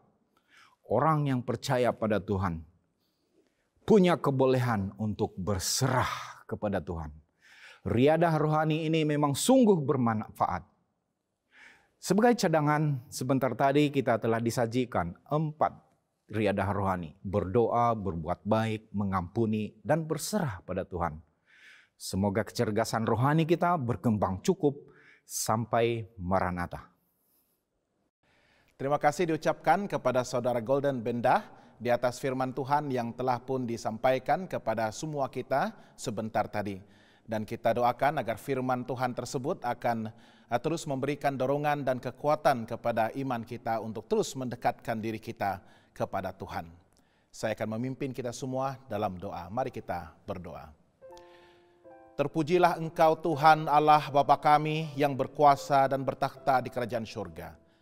Allah yang kami sembah siang dan malam, Allah yang kami tinggikan, Allah yang kami kasihi dengan seluruh hati, kekuatan dan jiwa kami. Saat ini Tuhan, umat-Mu berkumpul di hari Sabat-Mu yang kudus ini untuk terus memuliakan dan meninggikan nama Tuhan. Kami berdoa Tuhan untuk penduduk di dunia ini yang masih lagi terkesan dengan penularan wabak COVID-19 yang masih lagi belum reda sepenuhnya. Dan kami percaya Tuhan segala sesuatu yang terjadi di sekeliling kami, terlebih apa yang telah kami saksikan untuk beberapa bulan semenjak dari awal tahun ini, akan terus memperingatkan kami akan janji-janji kedatangan Yesus yang kedua kali. Bahwa di zaman akhir ini Tuhan, kami akan melihat dengan mata kami sendiri pelbagai masalah yang akan terjadi, termasuklah penyakit dan masalah ekonomi, politik, peperangan dan sebagainya. Dan Tuhan, kami mohon agar Tuhan akan terus menguatkan iman kami, agar kami akan terus setia kepada Tuhan, agar kami akan terus memeriksa diri kami dan seterusnya merendahkan diri kami di hadapan Tuhan untuk dikuasai dan dipenuhi dengan Roh Kudus Tuhan, agar kami akan terus dapat mempersiapkan diri kami untuk ketibaan hari yang penuh mulia itu, di mana segala permasalahan dan dosa dan kejahatan dunia ini akan diakhiri dan kami akan berdiam di dunia baru bersama-sama dengan Engkau buat selama-lamanya. Tuhan, pada sabat ini juga kami ingin berdoa untuk semua umat Tuhan, khususnya yang berada di Malaysia. Tuhan, kami sangat berterima kasih karena Tuhan telah memberkati negara kami. Dari pemimpin kepada seluruh kerajaan dan juga kepimpinan di dalam masyarakat dan seterusnya di dalam gereja kami. Walaupun cabaran yang kami lalui telah sedikit sebanyak melumpuhkan ekonomi di Malaysia, tetapi kami sangat bersyukur karena Tuhan tetap memberkati, melindungi dan seterusnya sesuai dengan janji Tuhan untuk memulihkan negara kami. Biarlah wabak penyakit COVID-19 ini akan terus hilang dan seterusnya umat Tuhan akan dapat menikmati kehidupan normal seperti biasa. Mungkin dalam keadaan yang baru dan dapat menyesuaikan diri untuk mengelak daripada penyebaran dan penularan semula wabak tersebut. Tuhan, kami berdoa untuk pekerjaan Tuhan di Malaysia yang diwakili oleh mission di Sabah, Sarawak, dan juga Semenanjung Malaysia. Tuhan, ketiga-tiga mission ini juga terkesan dengan apa yang telah terjadi, tetapi kami sangat berbangga dan terima kasih Tuhan, kerana umat Tuhan di ketiga-tiga mission ini masih lagi setia untuk mendukung pekerjaan Tuhan melalui persembahan dan persepuluhan, walaupun dalam penuh kekangan dan kekurangan yang mereka hadapi. Tetapi pekerjaan Tuhan itu tetap diutamakan, dan peranan kami untuk bersatu padu di tengah-tengah krisis ini untuk memastikan pekerjaan Tuhan itu tidak lumpuh, tetapi harus dilanjutkan melalui pelbagai cara, terlebih melalui pelayanan media seperti ini. Dan kami berdoa Tuhan akan terus memberkati umat-umat Tuhan yang setia ini. Dan Tuhan akan terus memberkati mereka dengan segala keperluan fisik dan terlebih juga keperluan rohani mereka. Kami berdoa untuk semua umat Tuhan yang mungkin menghidapi penyakit-penyakit ataupun mungkin merasa kekurangan dalam beberapa perkara. Tuhan, kiranya Engkau akan menghulurkan tangan-Mu yang Maha Kudus dan Maha Kuasa itu untuk menjamah tubuh mereka, memberikan mereka kekuatan dan seterusnya kesembuhan yang penuh, agar mereka dapat terus memuliakan Tuhan dan menggunakan kesaksian kesembuhan itu untuk terus bersaksi akan kasih dan keajaiban kuasa Tuhan di dalam hidup mereka. Kami berdoa Tuhan, kerana apabila kami mencari dahulu kerajaan Allah dan seluruh kebenarannya, sesuai dengan janji-Mu, semua keperluan kami akan dicukupkan oleh Tuhan. Karena Engkau adalah gembala yang baik dan kami tidak akan kekurangan apapun juga. Kami ingin menuntut janji Tuhan yang cukup indah ini untuk umat Tuhan. Kami juga berdoa sekiranya kami melakukan kesilapan dan dosa-dosa sepanjang minggu yang lepas ini Tuhan. Kami mohon agar Tuhan merendahkan hati kami, agar kami akan mengakui dosa-dosa kami di hadapan Tuhan pada saat ini, dan seterusnya memohon agar darah Yesus Kristus itu akan menyucikan, membersihkan kami, dan seterusnya memperbaharui hati kami, agar kami akan terus menjadi umat yang setia, yang ditebus dengan darah Yesus Kristus dan layak untuk dipanggil anak-anak Tuhan, mewarisi kerajaan sorga, dan seterusnya membina kerajaan Tuhan di dunia ini sementara menantikan kedatangan Yesus yang kedua kali. Ampuni kami Tuhan, terima kasih di atas rencana keselamatan-Mu yang telah menjanjikan kehidupan kekal untuk setiap kami. Kami juga berdoa untuk setiap keluarga yang diwakili pada sabat ini Tuhan. Umat-umat-Mu Tuhan, mungkin ada keluarga yang sedang berhadapan dengan masalah dalam perhubungan antara suami istri, perhubungan dengan anak-anak, masalah ekonomi dalam rumah tangga, dan sebagainya Tuhan. Kami mohon agar Tuhan campur tangan untuk memberkati setiap keluarga ini, agar keluarga ini akan terus dikuatkan, dikukuhkan, dan seterusnya menjadi surga kecil yang bercahaya, yang boleh menjadi contoh dan diteladani oleh masyarakat di sekitar mereka, dan menjadi rumah tangga yang dipersiapkan bagi kedatangan Yesus juga. Oh Tuhan, kami ingin serahkan segala kekhawatiran kami kepada Tuhan. Biarlah Engkau yang mengetahui isi hati kami Tuhan. Engkau perhatikan keperluan kami. Engkau perhatikan setiap permohonan kami yang mungkin tidak dapat dituturkan pada ketika ini. Tetapi kami sangat percaya Engkau mengetahui setiap apa yang tersembunyi dalam hati kami. Dan kami mohon agar Tuhan akan menjawab segala doa-doa kami sesuai dengan rencana Tuhan yang kudus, khususnya untuk kemuliaan Tuhan dan menjadi berkat yang terindah untuk hidup kami. Terima kasih sekali lagi Tuhan, karena Engkau sentiasa mendengar, Engkau peduli, Engkau mengerti, dan Engkau akan menjawab semua permohonan dan doa-doa kami pada saat ini.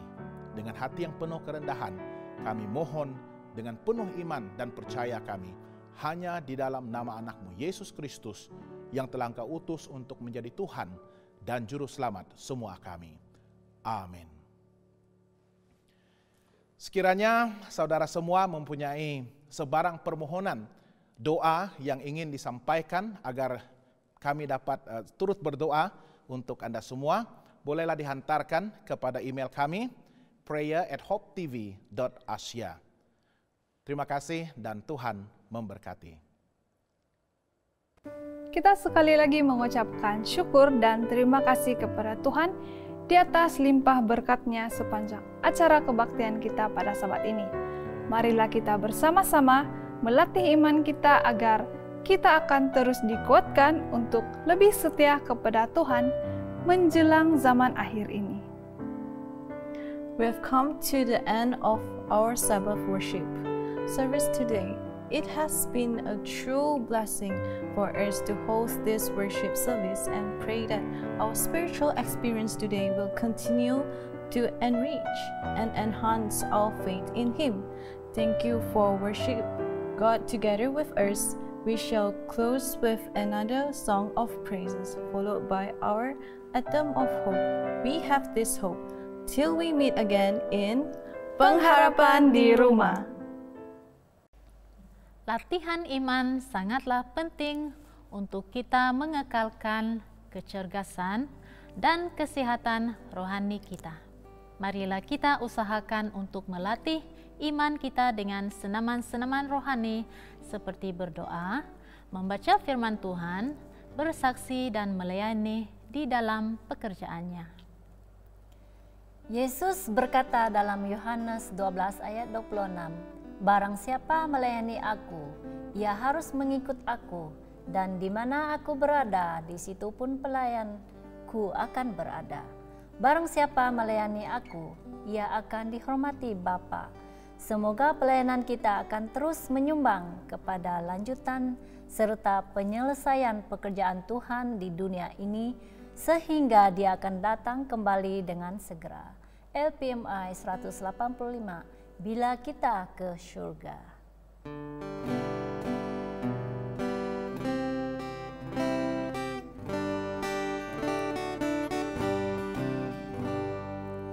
Nyanyikan cinta ajaib, Yesus berikan anugerah. Di sana terang sentosa, tempat disediakannya.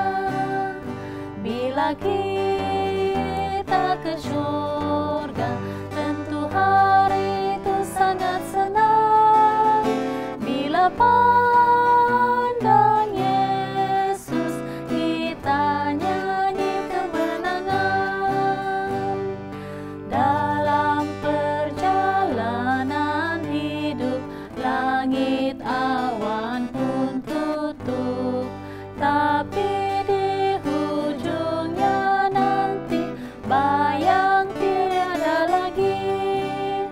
Bila kita ke surga, tentu hari itu sangat senang.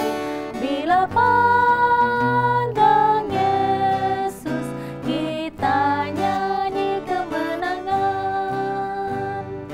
Marilah kita setia, kerja dan bersedia, sambil pandang kepadanya, kesusahan hilanglah. Bila kita ke surga, tentu hari itu sangat senang. Bila pandang Yesus, kita nyanyi kemenangan.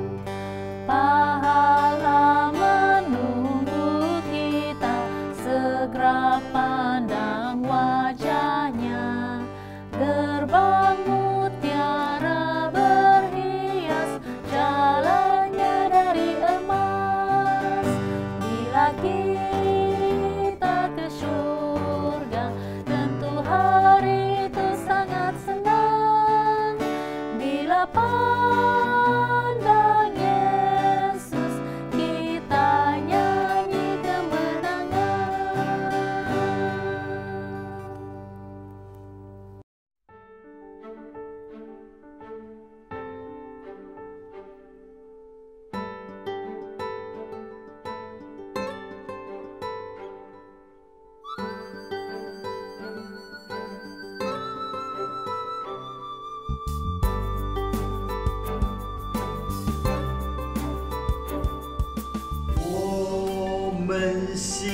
走。